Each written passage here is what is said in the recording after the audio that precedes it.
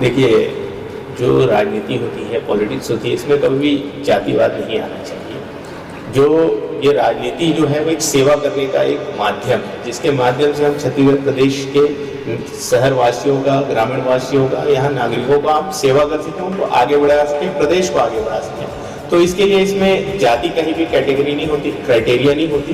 कोई भी धर्म का हो, कोई भी समाज का हो, नेतृत्व होना चाहिए और उसका एक ही भाव होना चाहिए, सेवा करना है, प्रदेश को आगे लेके जाना है। तो हमारी भारतीय जनता पार्टी ने जो 11 लोकसभा में जो 11 उम्मीदवार उतारे हैं, बहुत ही अनुभवी और बहुत ही अच्छे स्वभाव के, बहुत ही सरल स्वभाव के ऐसे अच्छे कैंडिडेट्स को, अच्छे प्रत्याशी को उतारा है और पूरा विश्वास है उनका अनुभव का लाभ पूरे प्रदेशवासियों को मिलेगा और 11 की 11 लोकसभा की सीट हम भारतीय जनता पार्टी पर जीतेगी छत्तीसगढ़। धन्यवाद। नमस्कार सर, ये अपना जो है अभी एक होली जो है, होली का जो अभी माहौल रहा है, ये होली कैसी गई है और अभी कुछ समस्याएं आ रही हैं, तो उस पर आपका क्या अभी चल रहा है? इसमें कई सारे समाज की जैसे समस्याएं आ रही हैं, तो उसको कैसे निराकरण करना है?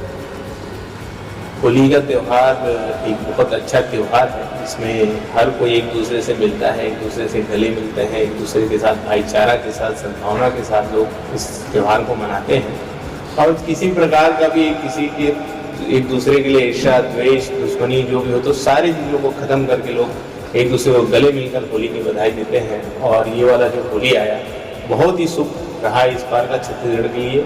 सभी ने बहुत ही हर्षोल्लास के साथ होली को मनाया और कहीं पर भी किसी प्रकार का विवाद अभी तक हमें सामने भी नहीं आया। तो ये बहुत खुशी की बात है छत्तीसगढ़ प्रदेश के लिए कि जब से विष्णुदेव साय जी की सरकार छत्तीसगढ़ में बनी है, तो अमन चैन पूरे छत्तीसगढ़ में छाई हुई है।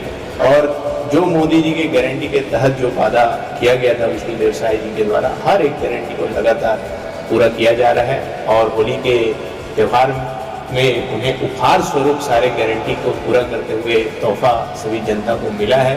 खासकर महिलाओं को महतारी बंधन योजना है, किसानों को किसान उन्नति योजना है, साथ ही 2 साल का जो बोनस है, इसके अलावा अनेक प्रकार के जो लाभ हैं यहाँ के प्रदेशवासियों को दिया गया है। और विशेष रूप से जो प्रधानमंत्री आवास था, जो काफ़ी 5 सालों से रुका हुआ था, 18 लाख, उसका उपहार भी विष्णुदेव साय जी की सरकार ने दिया है।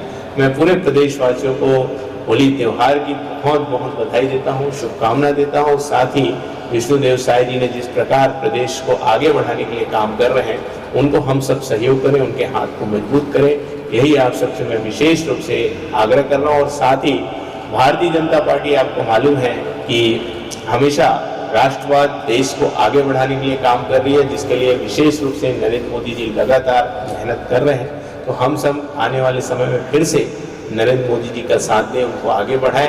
और मुझे पूरा विश्वास है जिस प्रकार से गारंटी छत्तीसगढ़ में पूरा हो रही, तो 11 की 11 लोकसभा सीट हम भारतीय जनता पार्टी जीतेंगे।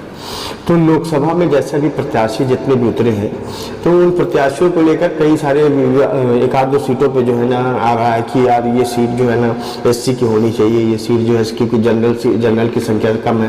तो इस पर आपका क्या रुख है? क्या मतलब ये चीज़ होना चाहिए या नहीं होना चाहिए? क्योंकि जनसंख्या का अनुपात में देखा जाए तो SC की सीटें कम हैं। देखिए, जो राजनीति होती है, पॉलिटिक्स होती है, इसमें कभी भी जातिवाद नहीं आना चाहिए। जो ये राजनीति जो है वो एक सेवा करने का एक माध्यम है, जिसके माध्यम से हम छत्तीसगढ़ प्रदेश के शहर वासियों का, ग्रामीण वासियों का, यहाँ नागरिकों का हम सेवा कर सकें, उनको आगे बढ़ा सकें, प्रदेश को आगे बढ़ा सकें। तो इसके लिए इसमें जाति कहीं भी कैटेगरी नहीं होती, क्राइटेरिया नहीं होती। कोई भी धर्म का हो, कोई भी समाज का हो, नेतृत्व होना चाहिए और उसका एक ही भाव होना चाहिए, सेवा करना है, प्रदेश को आगे लेके जाना है। तो हमारी भारतीय जनता पार्टी ने जो 11 लोकसभा में जो 11 उम्मीदवार उतारे हैं, बहुत ही अनुभवी और बहुत ही अच्छे स्वभाव के, बहुत ही सरल स्वभाव के ऐसे अच्छे कैंडिडेट्स को, अच्छे प्रत्याशी को उतारा है और पूरा विश्वास है उनका अनुभव का लाभ पूरे प्रदेशवासियों को मिलेगा और 11 की 11 लोकसभा की सीट हम भारतीय जनता पार्टी पर जीतेगी छत्तीसगढ़। धन्यवाद।